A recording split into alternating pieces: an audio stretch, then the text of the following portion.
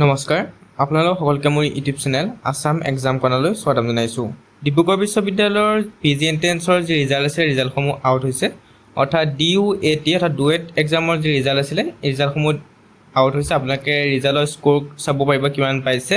ইয়াৰ পিছত আপোনালোকে স্ক'ৰৰ পিছত আপোনালোকে এপ্লাই কৰিব লাগিব যিবিলাক প্ৰগ্ৰেম আছে সেইবিলাক ডিব্ৰুগড় ইউনিভাৰ্চিটিতে হওক বা ডিব্ৰুগড় ইউনিভাৰ্চিটিৰ আণ্ডাৰ থকা কলেজবোৰতে হওক, যিবোৰ পষ্ট গ্ৰেজুৱেট প্ৰগ্ৰেম আছে সেইবোৰ কাৰণে আপোনালোকে এপ্লাই কৰিব লাগিব। এতিয়া আপোনালোকৰ ৰিজাল্ট চাবৰ কাৰণে নটিফিকেশ্যনখন দিছে, আপোনালোকে ইয়াতে আহিলে দেখিব বা তললৈও হয়তো স্ক্ৰল ডাউন কৰিলে ইয়াতে পাব যে এতিয়ালৈকে দিয়া নাই। ইয়াতে আপোনালোকে নটিফিকেশ্যনখন পাই যাব।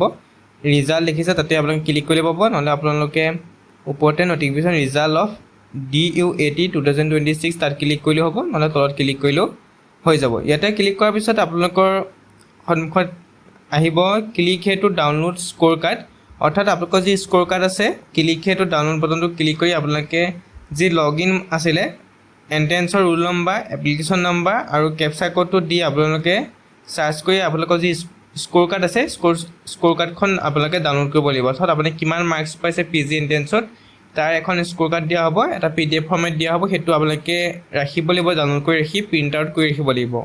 তাৰপিছত নটিফিকেশ্যনখন যদি আপোনালোকে চাই ইয়াত আপোনালোকৰ নটিফিকেশ্যনখনত কি উল্লেখ কৰিছে চাব।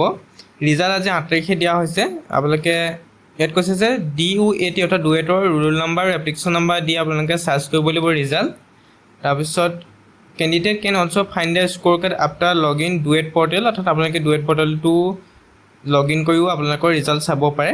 তাৰপিছত কৈছে download the score card and take a print out of the same for submission before admission committee along with other relevant document, অৰ্থাৎ স্ক'ৰ কাৰ্ডখন এটা প্ৰিণ্ট আউট ৰাখিবলৈ কৈছে। যেতিয়া এডমিশ্যন পাব তেতিয়া আপোনালোকে বেলেগ ডকুমেণ্টৰ লগত কিন্তু ছাবমিট কৰিব লাগিব।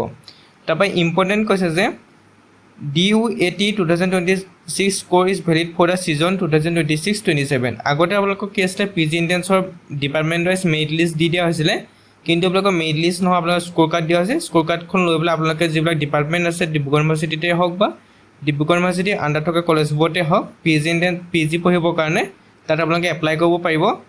সেইকাৰণে আপোনালোকৰ পুনৰ আকৌ এডমিশ্যন হ'ব, অৰ্থাৎ আপোনালোকে পুনৰ অনলাইন আবেদন কৰিব লাগিব। অৰ্থাৎ স্ক'ৰ কাৰ্ডখন পোৱাৰ পিছত আপোনালোকে ডিব্ৰুগড় ইউনিভাৰ্চিটিৰ ফালৰ পৰা আকৌ অনলাইন আবেদন আৰম্ভ হ'ব। সেইটো হৈছে dibru.adm.sharma.edu.in আপোনালোকে অনলাইন আবেদন কৰিব লাগিব। হয়তো কাইলৈ পৰহিলৰ পৰা অনলাইন আবেদন আৰম্ভ হৈ যাব। ইয়াত আপোনালোকৰ 2 নম্বৰ পইণ্টত কৈ দিছে যে কোনো ধৰণৰ এপ্লিকেশ্যন ফিজ আপোনালোকে দিব নালাগে, কিন্তু আপোনালোকে কিন্তু এক্সট্ৰাকৈ এপ্লাই কৰি দিব। যি DUT স্ক'ৰ আছে স্ক'ৰৰ ওপৰত ভিত্তি কৰি আপোনালোকে শৰ্মাৰ পৰ্টেলৰ যোগেদি এপ্লাই কৰিব লাগিব। ডিব্ৰুগড় ইউনিভাৰ্চিটি কেম্পাছত মাষ্টাৰ ডিগ্ৰী পঢ়িবলৈ হওক বা ডিব্ৰুগড় ইউনিভাৰ্চিটিৰ আণ্ডাৰত থকা কলেজবোৰত মাষ্টাৰ ডিগ্ৰী পঢ়িবলৈ হ'লে আপোনালোকে এপ্লাই কৰিব লাগিব। অৰ্থাৎ আগৰ নিচিনা নহয় যে ডিপাৰ্টমেণ্ট ৱাইজ মেৰিট লিষ্ট দিব তাৰ ওপৰত ভিত্তি কৰি এডমিশ্যন দিব, তেনেকুৱা প্ৰচেছ নহয়।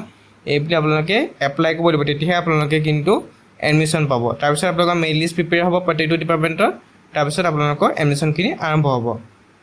তাৰপিছত কৈছে এই separate admission notification will be publish for applying through শৰ্মাৰ পৰ্টেল, অৰ্থাৎ ছেপাৰেট এপ্লিকেশ্যন আহিব, নটিফিকেশ্যন আহিব।